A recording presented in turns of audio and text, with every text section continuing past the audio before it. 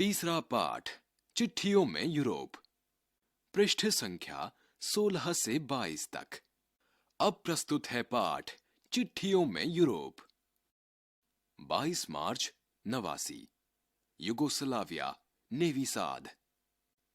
प्रिय नीलू, शेरू, ककू, पुत्रक और तुम सबकी मम्मी, तुम सबको खूब प्यार।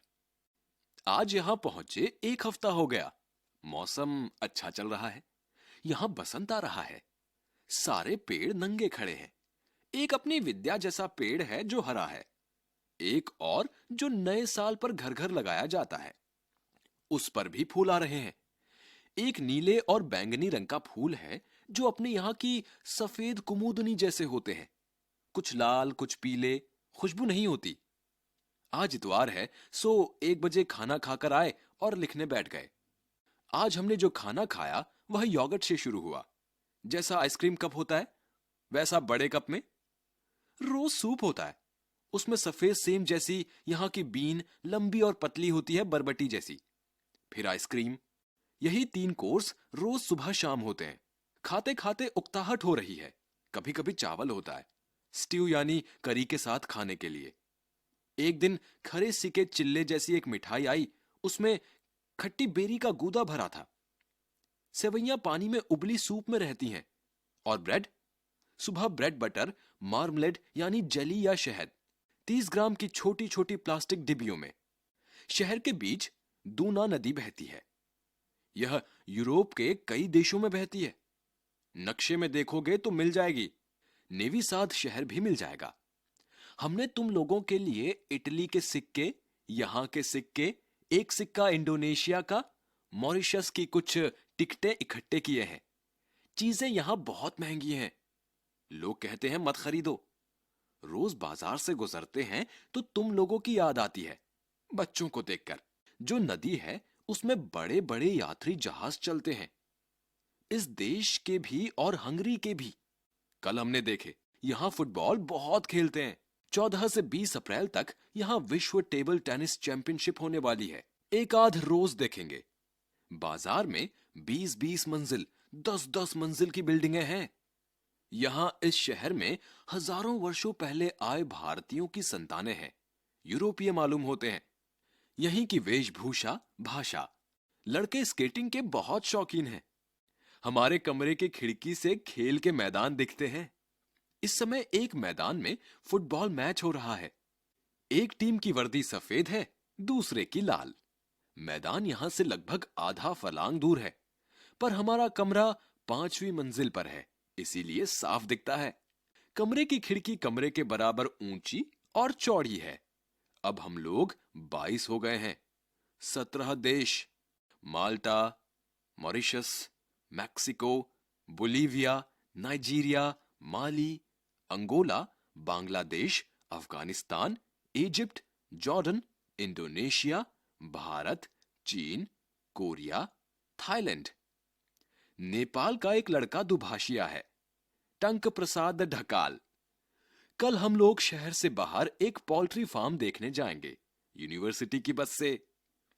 कल दोपहर हमने शादी पार्टी के बाद घर जा रही एक दुल्हन भी देखी अपनी खिड़की से। सफेद कपड़े पहने थी, नीचे से ऊपर तक। सर पर सफेद टोपी जैसी दिख रही थी। 50 एक लोग थे। आगे के हाल बाद की चिट्ठी में लिखेंगे।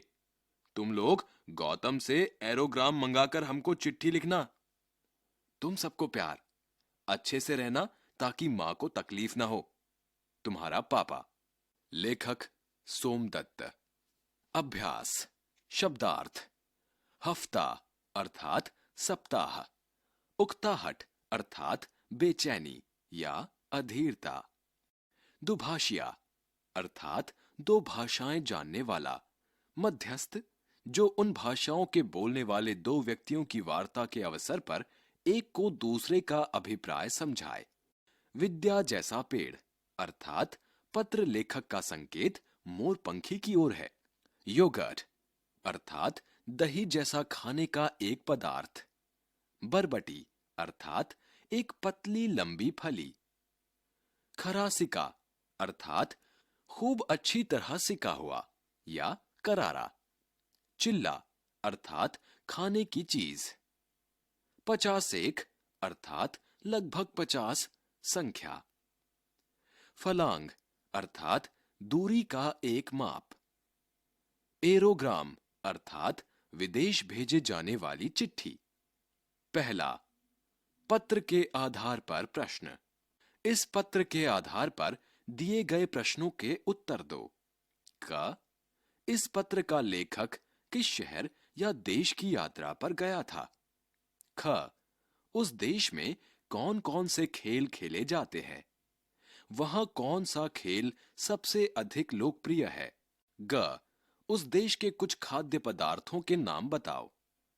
घ, लेखक ने यह क्यों कहा कि अच्छे से रहना ताकि मां को तकलीफ ना हो? दूसरा, पत्र से आगे। क, भारतीय खाने की कुछ चीजें जैसे चावल, सेवइयां, मिठाइयां यूरोप में अलग ढंग से खाई जाती हैं। क्या भारत में ये चीजें अलग अलग ढंग या तरीकों से बनाई और खाई जाती हैं? पता करो और बताओ। ख, दूना नदी यूरोप के कई देशों में बहती है। भारत में भी अनेक ऐसी नदियां हैं जो कई राज्यों के बीच बहती हैं। ऐसी कुछ नदियों के नाम लिखो। यह भी पता करो कि वे कौन कौन से राज्यों में से होकर बहती हैं। यहां पर दो स्तंभ दिए गए हैं। पहले स्तंभ में नदी का नाम और दूसरे स्तंभ में राज्यों के नाम लिखने हैं। तीसरा, मौसम और ऋतुएं। पत्र में लिखा गया है कि मौसम अच्छा चल रहा है। यहां बसंत आ रहा है। भारत के अलग अलग भागों में भी अलग अलग तरह का मौसम रहता है। साल भर अलग अलग ऋतुएं अपना प्रभाव दिखाती हैं। अब तुम बताओ कि तुम्हारे प्रदेश में साल भर मौसम कैसा रहता है? चौथा, खान पान। क, अपने प्रदेश की कुछ खाने पीने की चीजों के नाम बताओ। ख, अपने मनपसंद व्यंजन को बनाने का तरीका पता करो और लिखो। सामग्री, विधि। पांचवा, इकट्ठा करने का शौक। इसी पुस्तक के किसी पाठ में है कि कुछ लोगों को कोई खास वस्तु इकट्ठा करने का शौक होता है।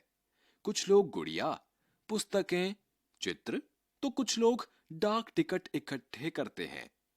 पहला, यदि तुम्हें भी कोई चीज इकट्ठा करने का शौक है तो उसके बारे में अपने साथियों को बताओ। दूसरा, अपने या अपने किसी परिचित के बारे में लिखो जो इस तरह की चीजें इकट्ठा करता हो। तुम इन चीजों के बारे में लिख सकते हो। क, उन्हें कौन सी चीज इकट्ठा करने का शौक है? ख, वे इन्हें कहां कहां से इकट्ठा करते हैं? ग, उनके इस शौक की शुरुआत कैसे हुई? घ, वे इकट्ठी की गई चीजों को कैसे संभाल कर रखते हैं? ड़, इन चीजों को इकट्ठा करने और रखने में कौन कौन सी समस्याएं होती हैं? छठा, पेड़ पौधों के नाम। इस पत्र में लेखक ने अलग अलग तरह के पेड़ पौधों का जिक्र किया है। पता लगाओ वे कौन से पेड़ पौधे हो सकते हैं। इस काम के लिए तुम अपने अध्यापकों, अपने साथियों, पुस्तकालय या अन्य साधनों की भी सहायता ले सकते हो। जैसे संकेत में यहां पर क्रिसमस पेड़ का चित्र दिया गया है, उसका नाम लिखिए।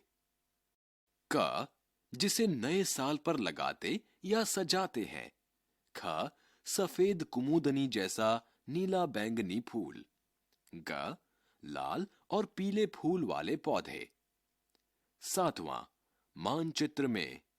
इस पत्र में अनेक देशों, शहरों और नदियों का जिक्र किया गया है। मानचित्र में उन स्थानों के नाम भरो। आठवां, पत्रों के माध्यम। क, तुम लोग गौतम से एरोग्राम मंगाकर हमको चिट्ठी लिखना। ऊपर के वाक्य पर ध्यान दो और किसी डाकघर में जाकर पता करो कि एरोग्राम किसे कहते हैं। साथ ही यह भी पता करो कि पत्र भेजने के लिए वहां कौन कौन से साधन उपलब्ध हैं।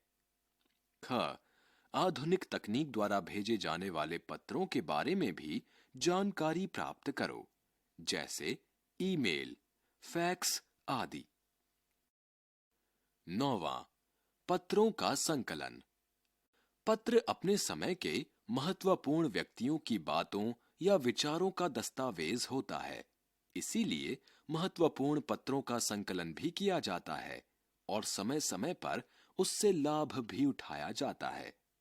तुम्हें पता होगा कि भारत की आजादी के लिए क्रांतिकारी आंदोलन भी चला था, जिसमें सरदार भगत सिंह भी शामिल थे। स्वतंत्रता संघर्ष के दौरान उनके द्वारा अपने मित्रों को लिखे गए एक पत्र को आगे दिया गया है, तुम इसे पढ़ो।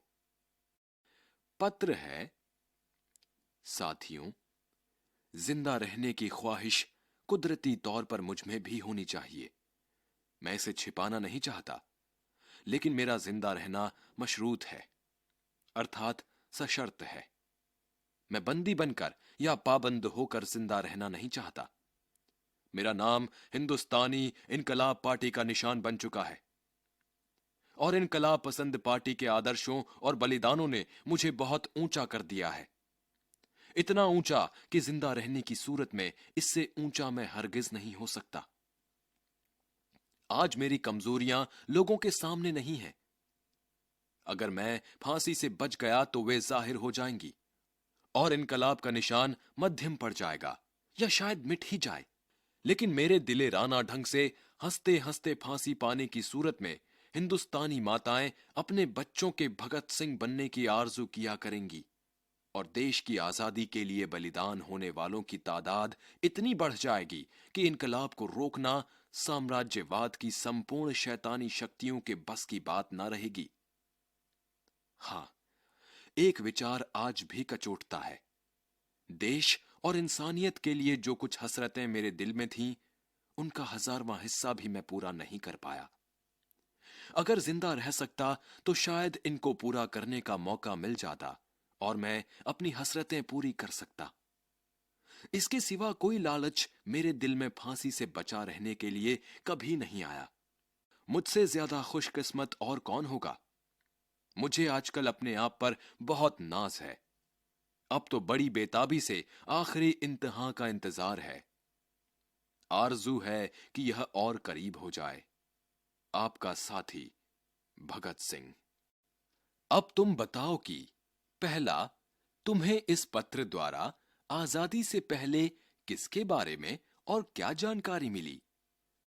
दूसरा, तुमने पढ़ा कि पत्रों द्वारा तुम्हें देश विदेश की ही नहीं बल्कि किसी भी समय किसी भी महत्वपूर्ण बात की जानकारी मिल सकती है।